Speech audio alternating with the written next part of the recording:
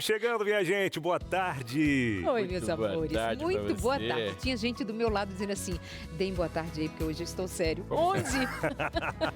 Como sempre. É que essa história de ser atraente deu uma gastada um pouco.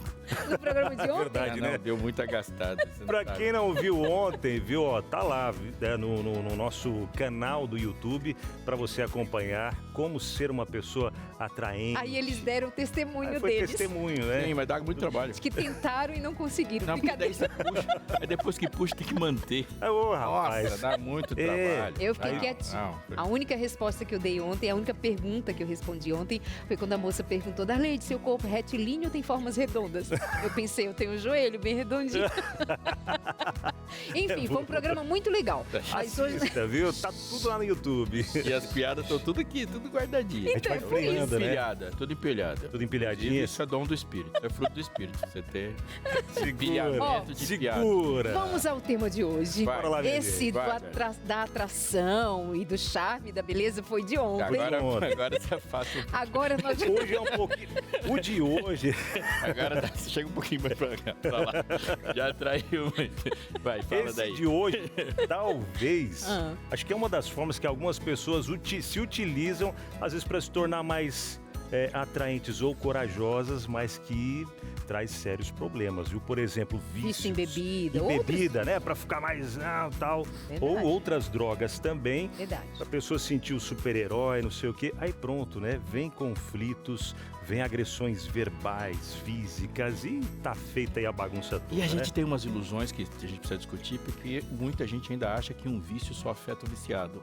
De jeito Né? Não é comum falar, mas é meu. Uhum. Tô fazendo, é com meu dinheiro, não faço mal pra ninguém. É. Impossível. Impossível. Todo vício tem vítimas. Todo vício. Pois bem, então nós vamos falar de ofensas e vícios no relacionamento. Para conversar com a gente sobre esse assunto, juntos aqui, tratarmos sobre essa questão que é do indivíduo e da família e de todos nós. Nós temos a Jojo Longo, que é mentora e terapeuta de casais em crise. Vamos bater um papo bom nessa tarde com você aí de casa também. É verdade, tem a sua interação com a gente tá ao vivo já, viu? De novo, estamos ao vivo por aqui no Entre Família, comecinho de janeiro, agora 2h32. Bom demais ter você com a gente, você vai poder mandar sua interação, participar com a gente. E ao longo do programa aqui tem muita coisa para acontecer ainda ao longo da nossa programação de hoje. E tem sempre aquele presente para quem tá do outro lado, né? Presente sim. especial. Fica com a gente aí. Ficou curioso para saber que presente é esse? E é presente. Quando a gente fala presente, não paga nada por ele, né, Darley? E a programação que se estende, eu acho muito legal pensar nisso. Ela continua aí na sua casa, mas fica com a gente que a gente só tá começando. Começamos agora e ficamos juntinhos até às 4 da tarde, às 3h30 da tarde, ao vivo. Até já! Coisa boa, hein? Você viu só? É sempre rapidinho. Estamos de volta já Entre Família, falando sobre vícios e também trazendo alguns comportamentos que esses vícios acabam desenrolando aí nos relacionamentos, trazendo algumas situações bem difíceis de se conviver. E trazendo até alguns dados para a gente aqui, pesquisas, né, realizadas aqui no Brasil, concluem que vícios e violência doméstica frequentemente ocorrem juntos, com álcool e drogas sendo fatores que aumentam a probabilidade de ofensas dentro de relacionamentos. O consumo de substâncias ele pode intensificar, melhor dizendo, conflitos, reduzir a capacidade de regulação emocional e elevar comportamentos agressivos. Muitas vezes a pessoa que já tem aquele comportamento mais agressivo com o uso de bebidas ou mesmo outros tipos de droga, isso pode agravar ainda mais. A violência em relacionamentos no Brasil é altíssima, especialmente contra mulheres, e muitas vezes inclui formas físicas, psicológicas e verbais de abusos. É isso, infelizmente é algo que tem afetado muitas famílias, muitos relacionamentos. E aí a gente vai trazer hoje aqui no programa para você alguns direcionamentos para você saber lidar com algumas situações como essa e até mesmo conselhos práticos para você que está envolvido com vícios também, não é mesmo, pastor? E quando a gente está falando de vícios, a gente primeiramente fica pensando naquelas drogas que são imorais e algumas que são moralmente aceitas e que são drogas do mesmo jeito.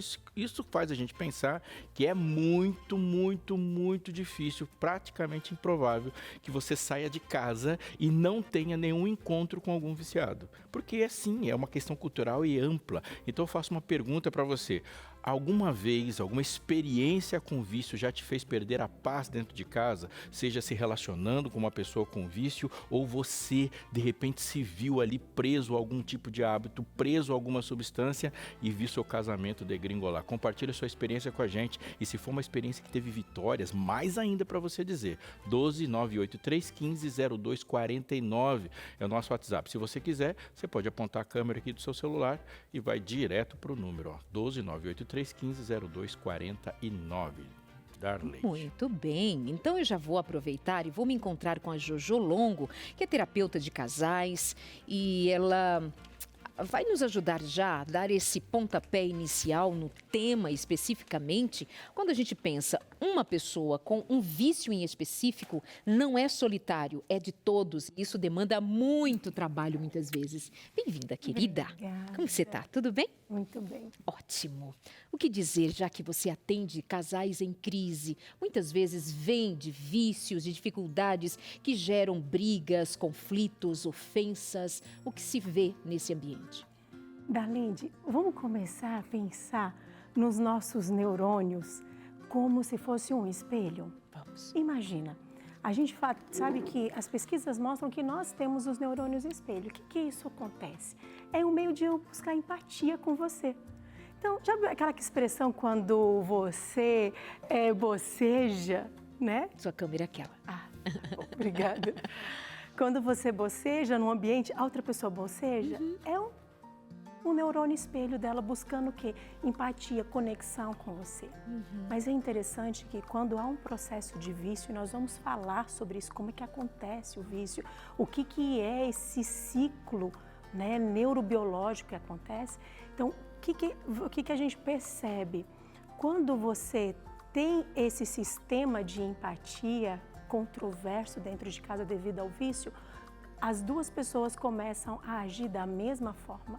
Então, você tem uma pessoa com uma dependência, que pode ser em substâncias, que pode ser em compulsão alimentar, por exemplo, nós vamos também falar sobre isso.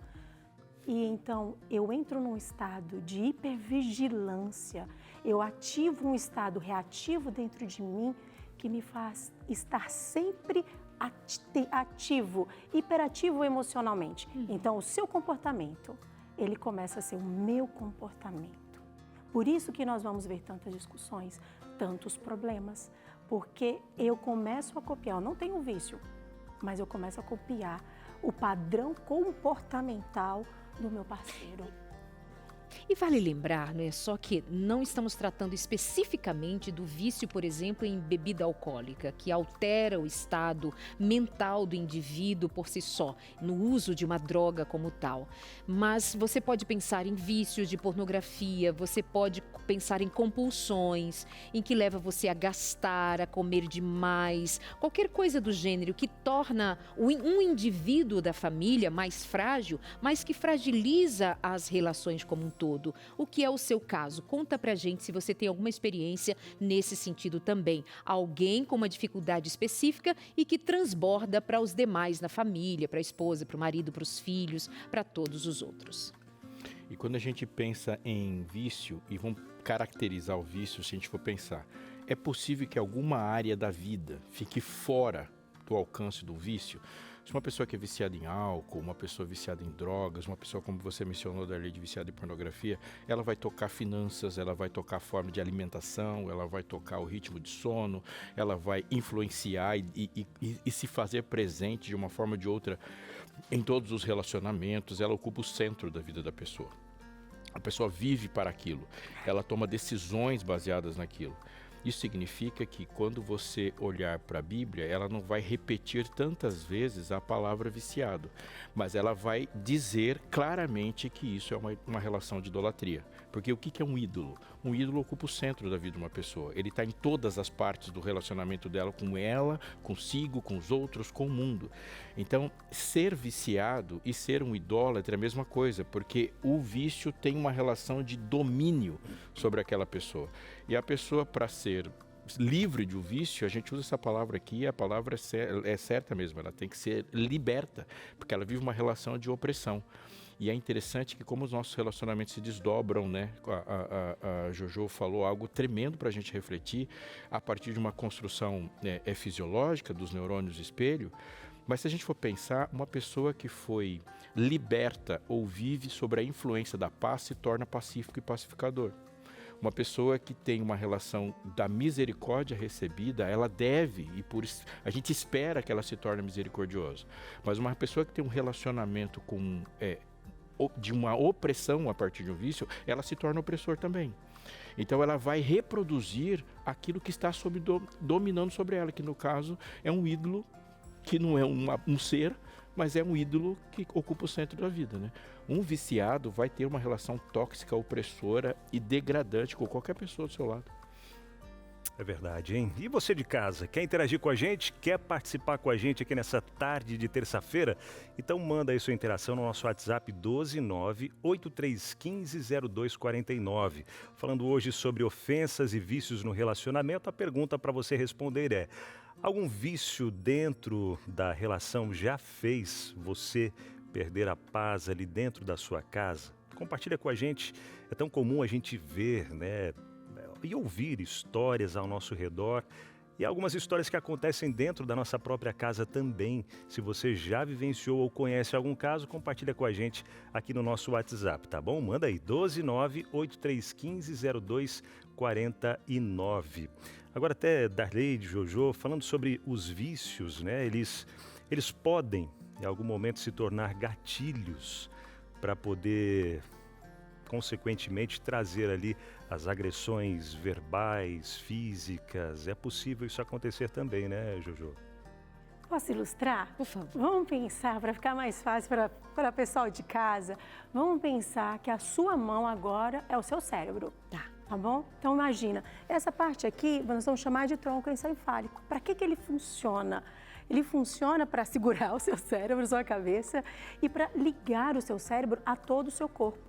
Mas nós também vamos ter aqui, ó, fecha o seu dedão, nós temos agora o nosso sistema límbico. Ele controla as nossas emoções, os nossos impulsos e as nossas reações. E quando ele fica rebelde, você vai ver o que pode acontecer. E aqui agora você fecha, e aí nós temos o que? O nosso córtex, que é subdividido em várias partes. A gente não vai entrar nisso agora. Essa aqui é a forma que a gente chama de forma perfeita de integração. Quando o seu cérebro funciona dessa forma, ou seja, o córtex, que é a região da nossa consciência, da moral, da lógica, quando ele controla o seu sistema límbico, Abinal, o que acontece? Suas emoções estão em equilíbrio, tá tudo tranquilo. Agora tem um momento que a nossa amígdala, o nosso sistema límbico, é que nem um cavalo selvagem sem freio. E ele quer tomar o domínio. E quando ele quer tomar o domínio, o que ele faz? Olha só, fecha a sua mão de maneira diferente. Quando acontece isso, não há integração. Quando acontece isso, o seu sistema límbico, as suas emoções, é muito cortisol dentro do seu corpo, é muita adrenalina. E isso faz com que você esteja num estado chamado estado atento.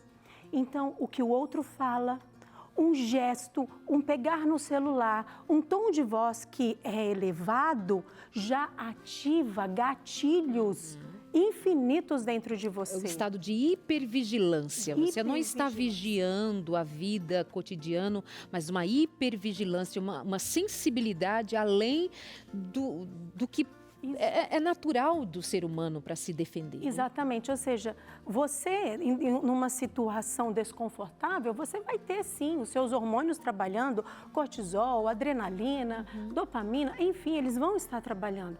Mas a pessoa que está, como você falou, em hipervigilância, esses hormônios estão sendo o tempo todo, constantemente disparados no corpo dela.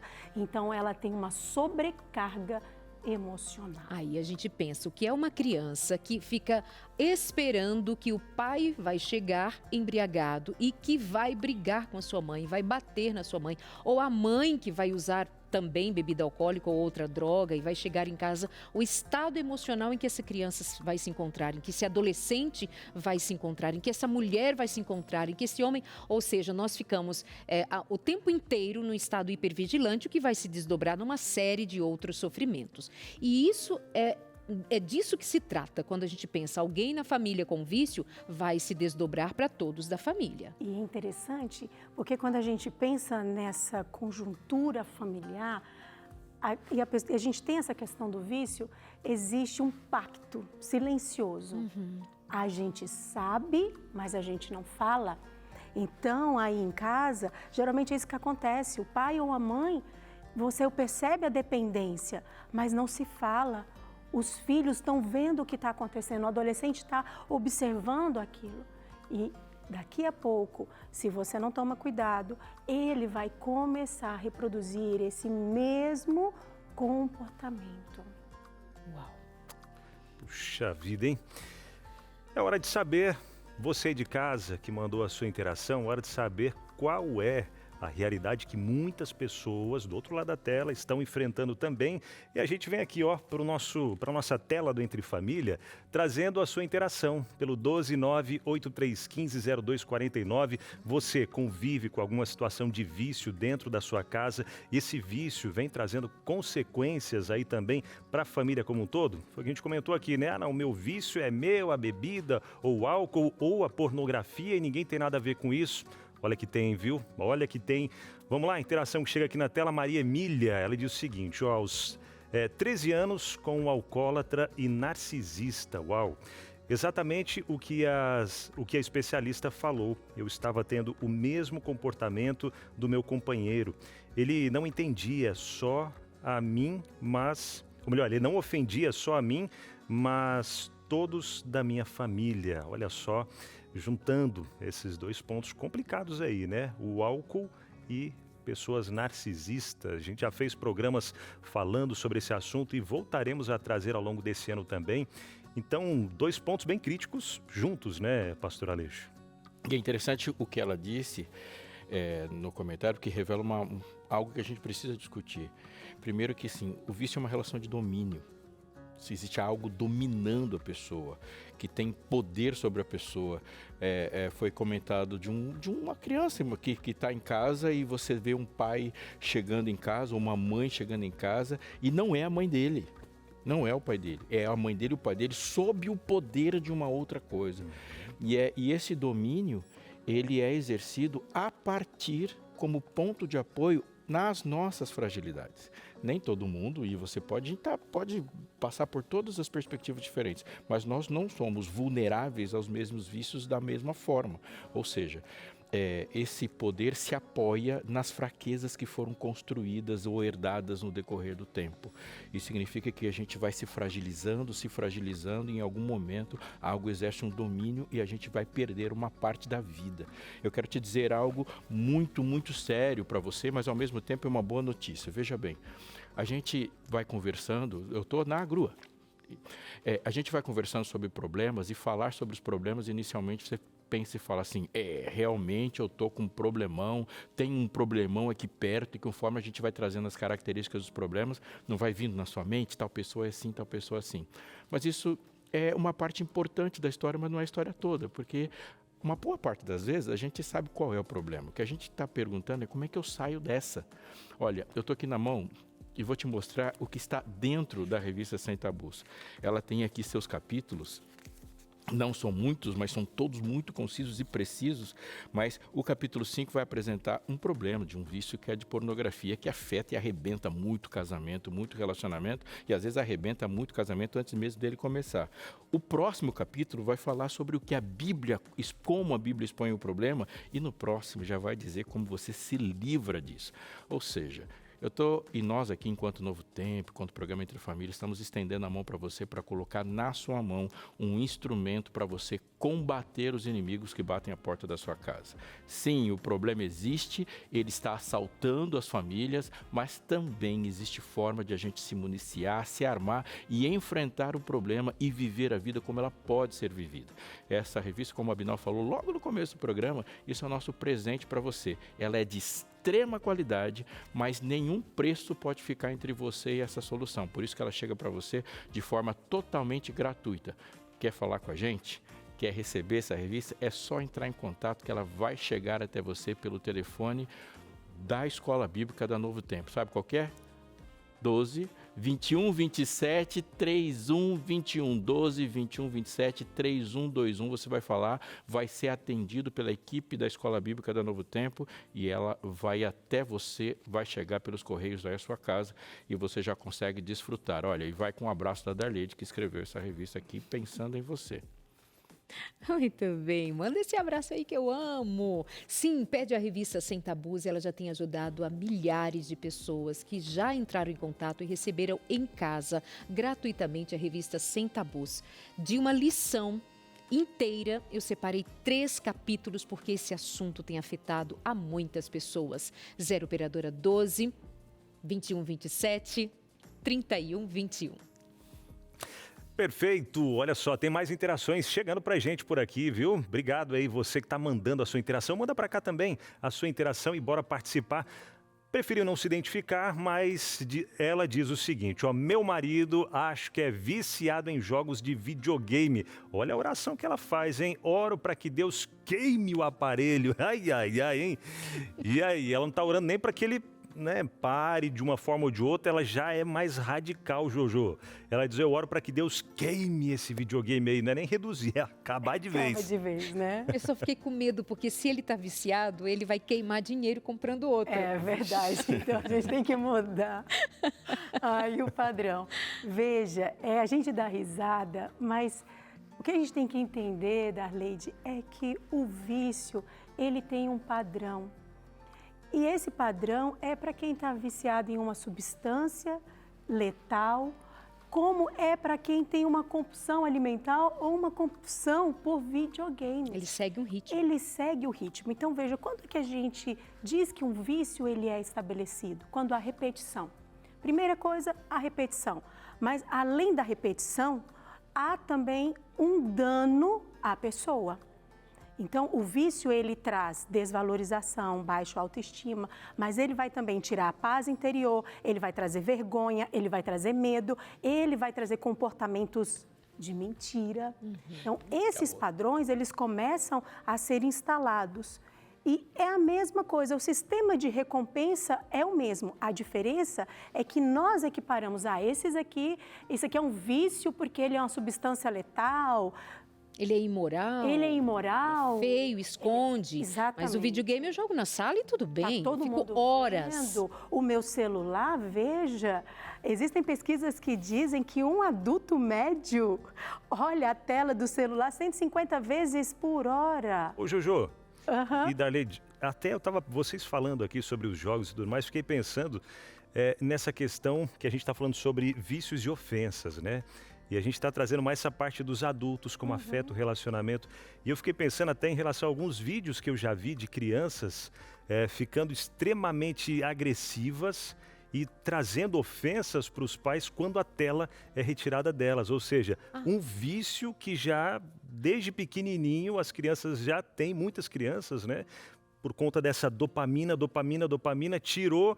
Aí vem as ofensas e xingamento para os pais e agressividade. É Você real me isso, fez né? lembrar, e eu acho que há muitos outros de nós lembramos agora, de adolescentes que mataram os pais. Justamente. Uma adolescente há alguns 2 anos que ateou fogo no apartamento da sua família. Outro, recentemente, tirou a vida da mãe. Por quê? Porque ela tirou o celular, porque desligou a internet, porque, ou seja, de fato, crianças, adolescentes, adultos, homens casados estão envolvidos em amarras que não os deixam ser livres para nem mesmo usufruir dos afetos em família. Exato, e como você perguntou, Abinal, existe hoje no mundo médico um clamor para que esse tipo de vício, ele entre lá, né, naquele manual imenso de doenças, porque ele não está, ele é só tratado como uma compulsão, mas na verdade o padrão é um padrão de vício. E aí a gente volta naquilo que a gente falou lá no início, lembra teu cérebro? Olha o teu sistema límbico dominando. Quando o teu sistema límbico domina, o que acontece?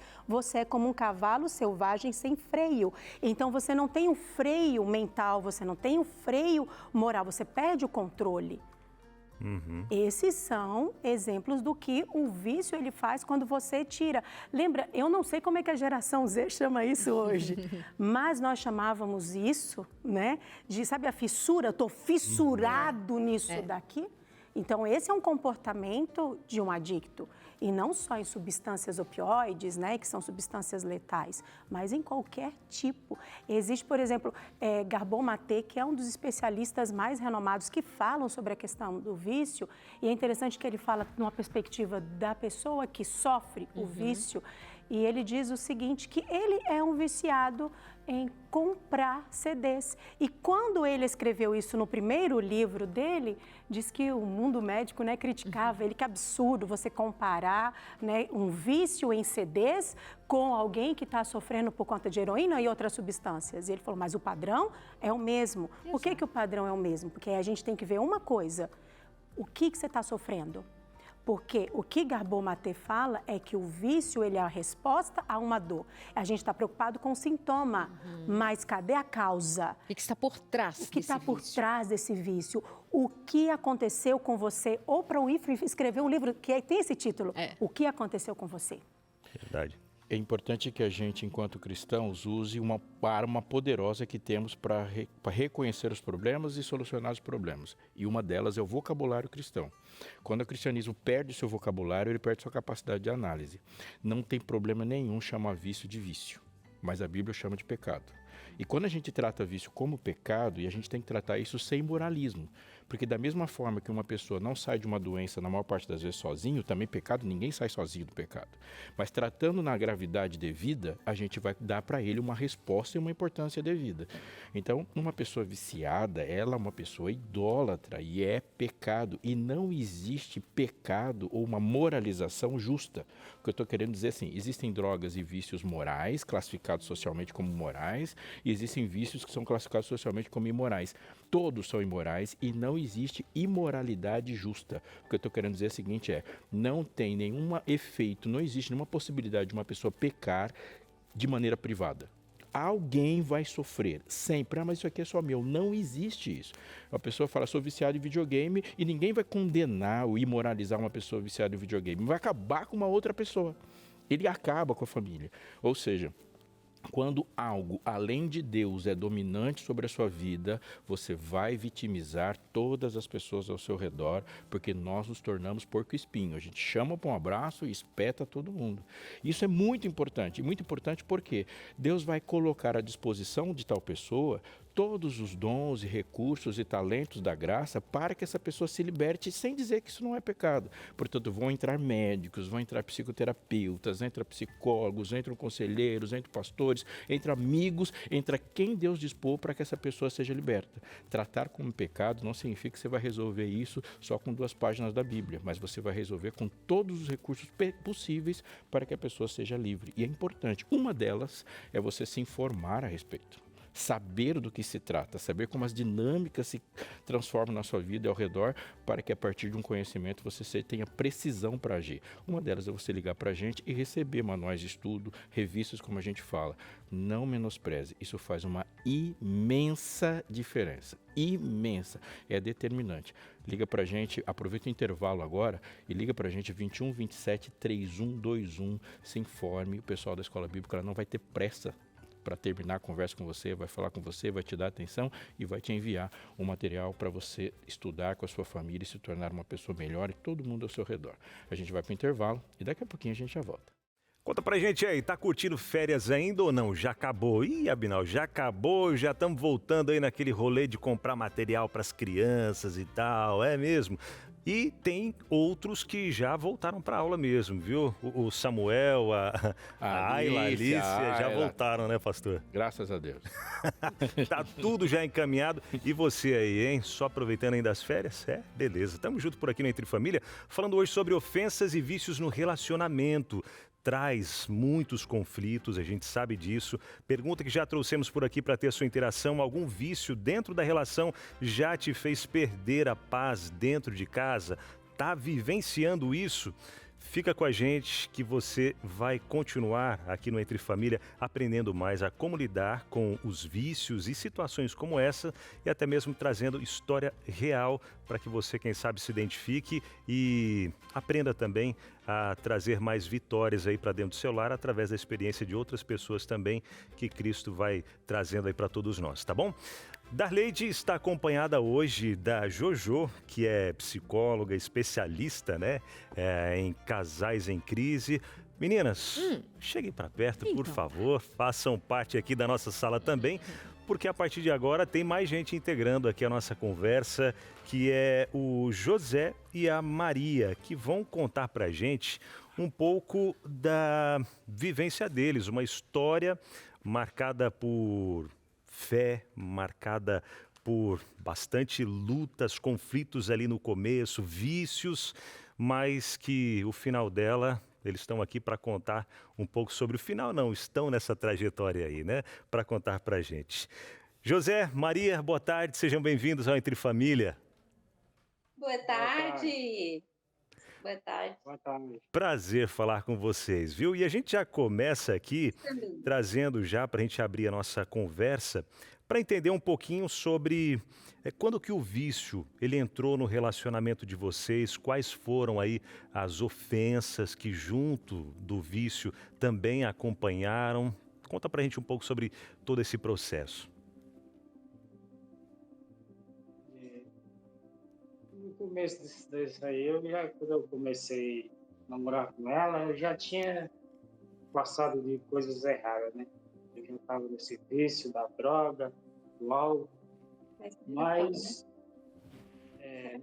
estávamos numa festa lá, encontrei ela, pedi ela para dançar com ela, e nesse dançar eu pedi em namoro, ficamos namorando 7 meses, aí desses 7 meses, estava com 18, com 19 anos, aí nós casamos. Esse casamento e fomos passando muitas aflição, né? Muitas batalhas que a gente enfrentando, que a gente enfrentou. E Maria? Mas você estava tranquilo. Maria, e no começo do casamento já veio essa questão dos vícios ou não? Foi um pouco depois? Quando você conheceu ele, ele já tinha algum vício ou foi adquirido depois? Sim, sim. Logo quando nós começamos a namorar, ele já fumava a maconha. Uhum. Então, nisso, no nosso começo de casamento ali, eu já lidei com a maconha, só que era assim, tranquilo, sabe? Achava que era normal aquilo, né? Como eu nunca tinha usado nada de salim, nem cigarro, eu achava que salim era normal para ele, né? Uhum. Mas, então, Não depois afetava. de um longo tempo, foi se passando, depois de uns 3 anos, 4 anos, aí é que eu vi que o negócio não era tão normal, sabe? Que já foi da maconha, já entrou no crack, aí a gente já ficou mais balanceado, e foi aonde nesse tempo, nós estávamos no Ceará, e eu fiquei muito, assim, pensativa, falei, meu Deus, e agora? Mas só que ele muito cativante, né? Falava que ia deixar aquilo, que Salim não vinha mais atrás de nós, e nós resolvemos vir para o Paraná. sabe? Quais foram as Aí nós dificuldades precisamente que vocês enfrentaram no relacionamento, Maria? A gente obviamente imagina que foi muito difícil lidar com um adicto, lidar com alguém que já estava usando uma droga pesada, como o crack. Sim, Para o relacionamento de sim, vocês, como sim. foi? Tinha violência, tinha agressividade? Como é que o José se comportava? Como que você passou por tudo isso também? Então, a maconha em si, ele é igual ele falava, ficava tranquilo.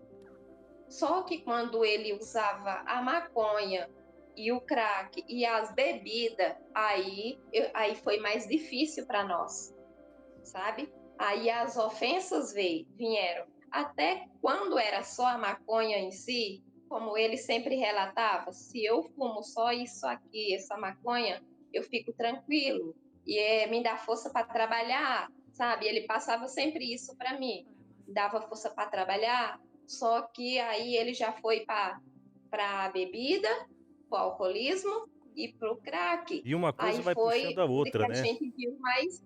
Sim, sim. O álcool, aí uma droga não tão pesada, maconha, e aí vem crack, e a gente vê, né, Jojo, Aparentemente não aparentemente. pesada, É, né? Porque ela é responsável por muitos danos cerebrais. sim. E a gente vê, né, Jojo, como uma coisa vai puxando a outra. Algo que, não, é só para eu, né, trabalhar melhor, relaxar, tal. Ou, bebo socialmente, que muitos dizem, né? É só aquela bebida socialmente, ou é só um cigarrinho e tal. Eu estou Mas não. escondendo alguma coisa. É. Tem alguma coisa que não está bem. Por que que eu preciso de uma substância como a maconha, que ela citou, que a Maria citou, para me deixar calmo? Por que que eu não consigo controlar as minhas emoções, pastor? Para que eu não precise de uma substância para me manter calmo. E você vê que ele começou com a maconha, estava calmo, tranquilo, porque esse é o efeito dela, né? Tranquilidade, né? Estou aqui na paz. Mas o ambiente, a rotina, aquilo de repente não começa mais a fazer efeito. Isso daqui não está mais, ele precisa de mais, de mais, de mais, de mais. Então ele começa a provar outras coisas. E aí o pastor vai falar também, pode falar dessas questões espirituais que ele tem trazido, esse contraponto muito importante da gente observar. Mas é isso, você está envolvido no mal. Não tem como você viver na superficialidade. Então, às vezes, você está olhando, é só como se fosse a ponta do iceberg. Verdade. Mas tem algo muito mais profundo dentro da sua alma que precisa ser trabalhado. E se não é trabalhado, com o tempo só vai piorar. E a destruição vem. O caos é instalado. E quando o caos é instalado, o que a gente pode fazer? Exatamente.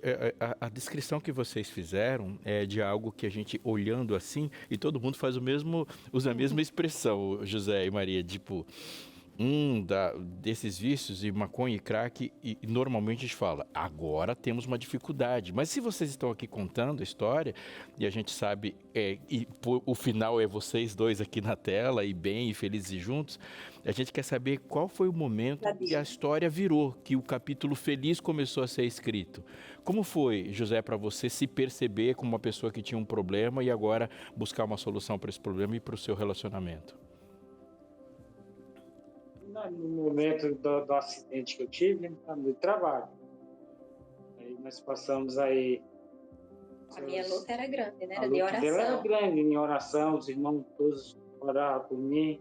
E eu era daquela pessoa muito ignorante, Chegava bravo. chegava bravo em casa, pressionado Quebrava do as trabalho, né? Trabalhava muito e na hora de receber, recebia muito pouco pagamento.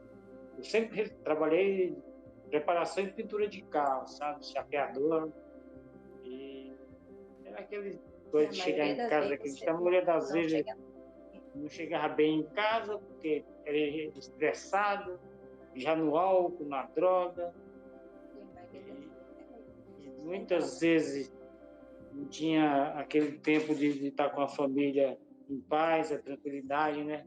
Poucas vezes que eu saí com eles para ir no mercado, poucas vezes que eu saí com ele para ir no restaurante, para ir na lanchonete. A vida era muito corrida, do trabalho e dessas coisas do mundo. Né? A partir, Ao mundo.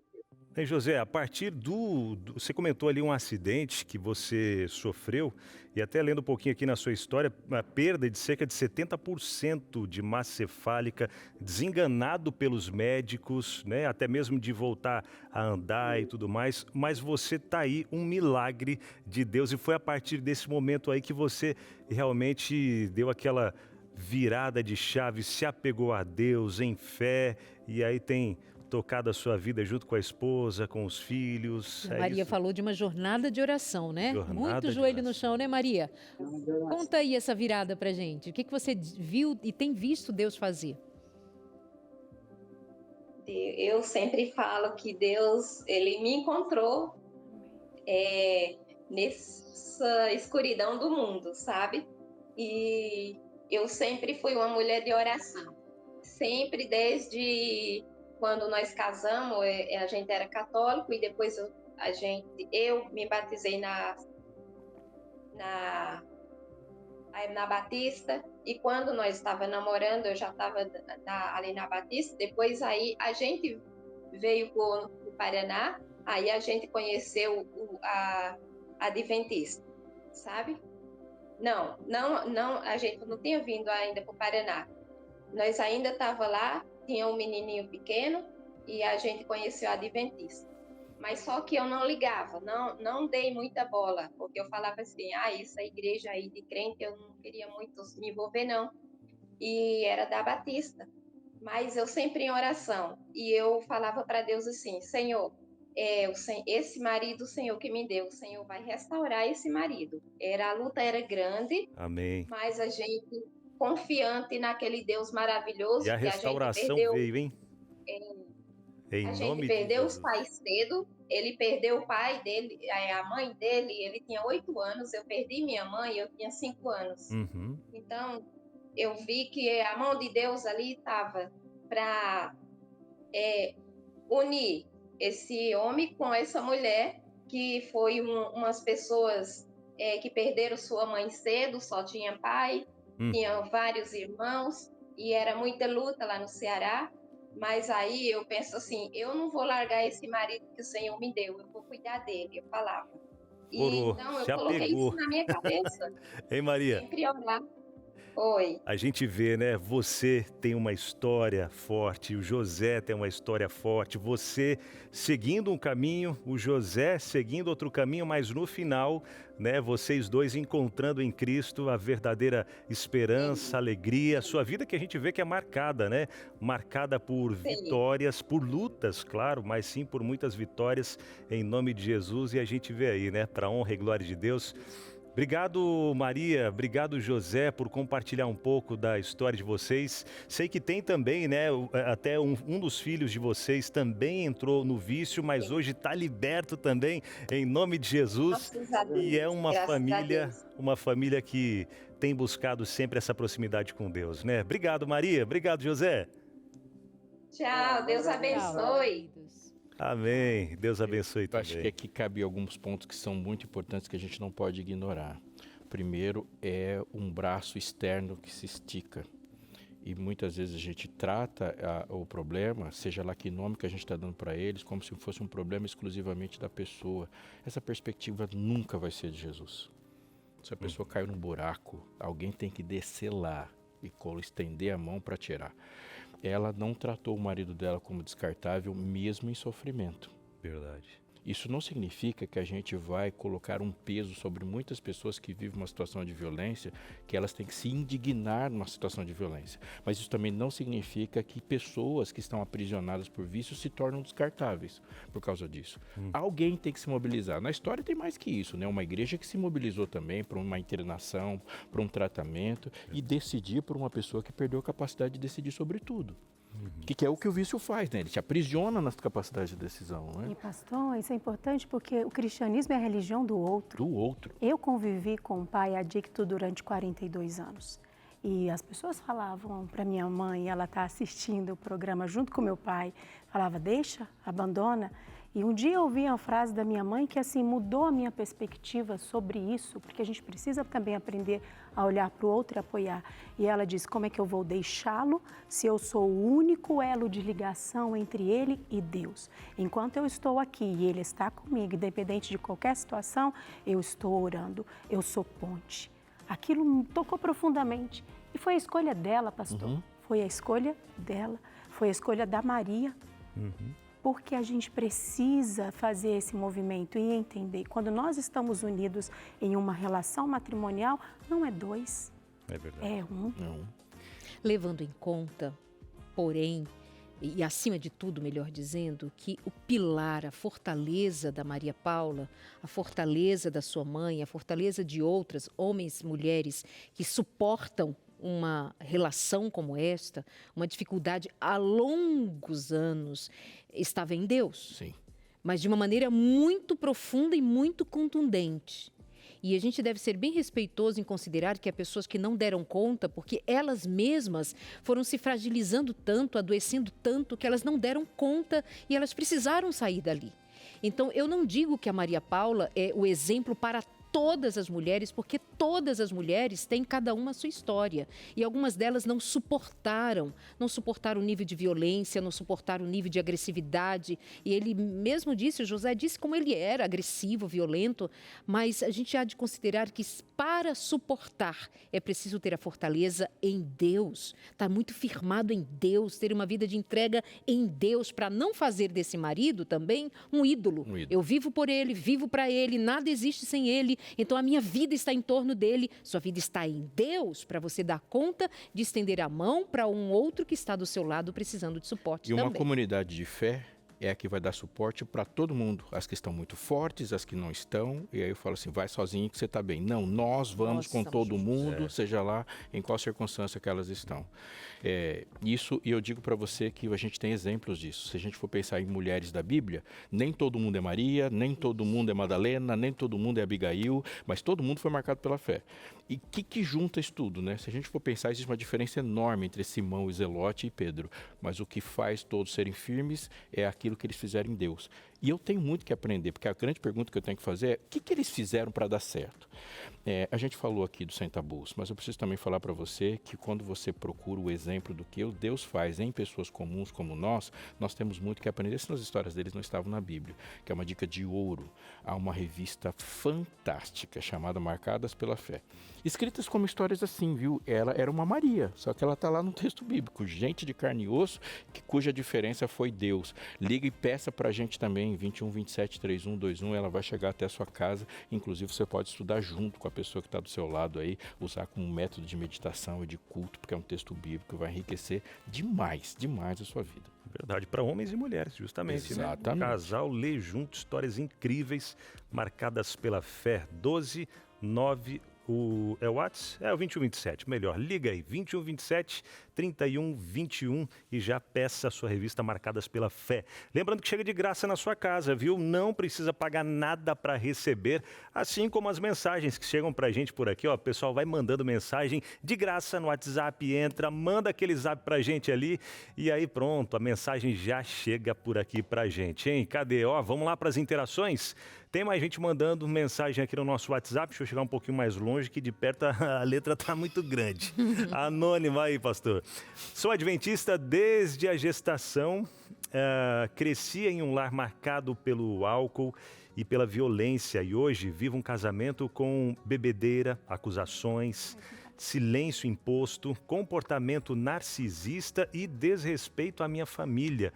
O que me faz sentir constantemente triste, culpada e emocionalmente abalada. Desejo sair desse relacionamento, mas me sinto presa por ser mãe atípica, pela falta de emprego e oportunidade, além de estar fragilizada espiritualmente, acreditando que a culpa é minha por viver um jugo desigual. Uau, quanto sofrimento nessa relação, hein? Está clamando por ajuda. Muita ajuda, né? O que dizer para ela, Juju? Ela precisa de suporte. Ela precisa... Cristo tem a resposta para essa dor dela. E existem pessoas que podem ajudá-la. Verdade. E quais respostas ela pode ouvir de Deus, pastor, em relação a um caso como esse? Sofrendo tudo isso, né? Agressão, narcisismo, a pessoa calando ela, não deixando ela se expressar. Vou dizer assim, sem nenhum medo de errar. Deus deu a resposta e não escondeu a resposta. Para todo fraco, para todo quebrantado, para todo que está pulando com uma perna só, existe uma coisa chamada irmandade de fé. Não tem outro jeito. Na igreja você vai encontrar a figura masculina que seu pai não foi, mesmo não sendo seu pai. Na igreja você tem que encontrar um exemplo de mulher de fé se você não teve mãe. Na igreja quem não tem marido encontra uma comunidade que vai dar a mão. Na igreja é o lugar da soma de todos os fracos que tem uma força unida pelo Espírito. Eu vou tentar outra coisa. Deus não deixou nada que substitua uma igreja. Nada. Algumas pessoas falam assim, eu não preciso de igreja. Então você não é humano. Todo humano, aí não fala que não precisa de igreja, mas a gente vai dar 1000 outros nomes, como rede de apoio, isso, aquilo, outro, para substituir coisas que estão para a igreja fazer. Quando Deus dá dons para a igreja, Ele dá dons para a igreja ter poder para executar coisas complicadas como esta.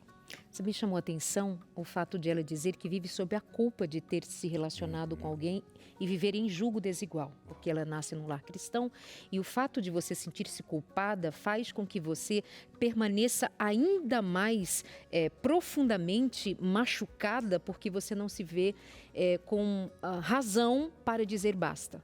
Você vai engolindo tudo, admitindo tudo, porque afinal de contas você é culpada. Se você é culpada, você merece. Para todo culpado há um Salvador, há um que cura, que perdoa e que escreve uma nova história. Você crê nisso, sente-se livre em Cristo Jesus e então você vai tomar forças em Cristo para agir. O que você vai fazer a seguir eu não sei, mas o que eu preciso dizer para você é que enquanto você sentir-se culpada, você vai achar que merece e merecendo, você mesma vai permanecer nesse ciclo que talvez não chegue ao seu final porque você vai admitir para si mesmo. Cuidado com isso. Jesus é Salvador. Verdade. Existe a possibilidade da quebra do padrão e da restauração, que é Cristo. Exatamente. A gente precisa decidir fazer esse caminho de volta. Então, sair desse ciclo de vício, de comportamento destrutivo e caminhar para a luz que é Jesus. É verdade. Bom, a gente já está chegando ao finalzinho aqui do nosso programa, mas dá tempo ainda de mais uma interação. Vamos correr para cá e trazer mais uma interação que chegou para a gente pelo nosso WhatsApp, é a Joneide. Ela diz o seguinte, boa tarde, me casei muito nova, com apenas 13 anos. Sofri muito com o alcoolismo do meu marido e meus filhos também. Já orei muito a Deus para que Ele deixe esse vício. Creio que Deus está me ouvindo, pois Ele já diminuiu bastante. Olha aí, já sentindo os reflexos aí da oração acontecendo, o agir de Deus, pastor. Amém. No Oriente existe uma mosquinha chamada mosca nasal. Mas fora do Oriente, em lugares de agropecuária, também é bem conhecida. Aqui no Brasil deve ter um outro nome. Mosca nasal, o nome já diz, né? Ela tem a preferência de botar os ovinhos e se reproduzir na fossa, no nariz das ovelhas. Um lugar quente, úmido, abrigado, elas procuram no verão os narizes da ovelha para botar seus ovos. Aí você já pode imaginar o horror que isso se torna. Aquilo, quando as larvas vão se reproduzindo, elas vão colonizando a fossa nasal das ovelhas e crescendo para dentro do crânio, gerando uma pressão imensa, o que gera uma dor insuportável. E as ovelhas ficam desgovernadas, porque elas não conseguem obedecer nada, porque elas são controladas pela dor, pela angústia, e batem o crânio em tudo que elas conhecem de ser duro para tentar se livrar da dor, até que algumas conseguem rachar o crânio. Quebram o crânio e morrem mesmo na tentativa de se livrar disso. É mosca. Então não tem como alguém ou a própria ovelha, por mais que ela tente ficar freneticamente mexendo o corpo para impedir que as moscas botem os ovinhos lá, tentar impedir que elas venham. Nenhum pastor vai conseguir ficar abanando mosca o tempo todo. Tem uma solução. O pastor, ao se aproximar de verão, ele pega um óleo que é repelente à mosca, mas extremamente agradável para as ovelhas. E assim que o óleo é passado nas ovelhas, as moscas não chegam perto e elas descansam, inclusive, das suas feridas. Uma mosca é uma mosca, não dá nem para comparar o tamanho de uma mosca para uma ovelha, e nem a fragilidade, mas uma mosca do lado de dentro é terrível. É como um vírus, uma bactéria. Do lado de fora ele não faz nada, mas dentro ele causa um caos.